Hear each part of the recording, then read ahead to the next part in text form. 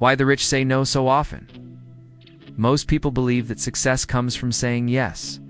Yes to opportunities. Yes to invitations. Yes to requests. Yes to staying busy and visible. Being busy feels important. It feels productive. It feels like progress.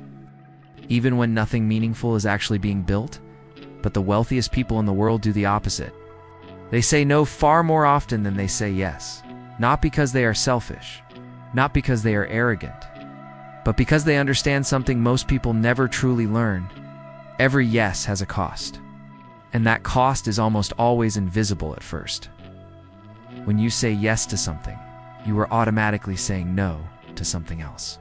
No to time, no to focus, no to energy, no to long-term goals that require patience, consistency, and deep attention.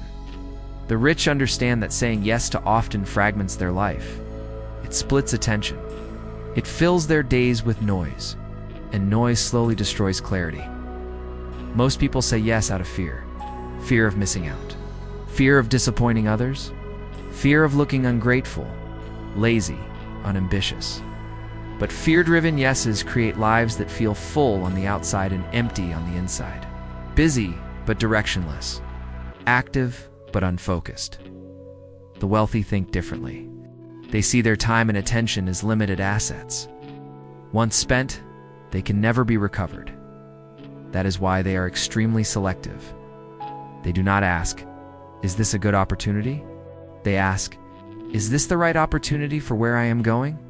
They do not ask, "Can I do this?" They ask, "Should I do this now, at this stage, with this level of focus?"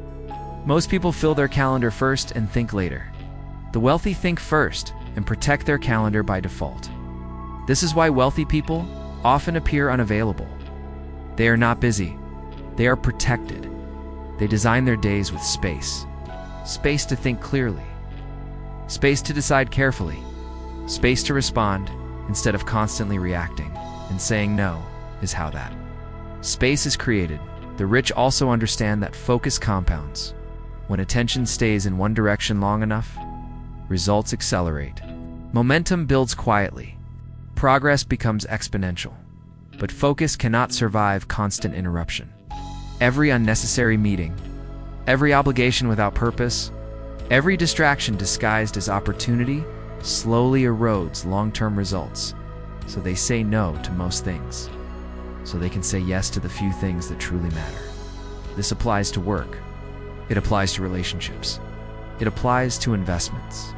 It applies to lifestyle choices. They say no to projects that dilute energy. No to people who create chaos or demand constant attention. No to commitments that do not align with long-term goals. And they do it calmly, not emotionally, not aggressively. Without long explanations or justifications, they do not over-explain their boundaries, because they do not feel guilty for protecting what is valuable. Most people feel rude when they say no. The wealthy feel responsible. Responsible for their time. Responsible for their future. Responsible for the direction of their life. This is why saying no feels uncomfortable at first. It requires clarity. It requires confidence.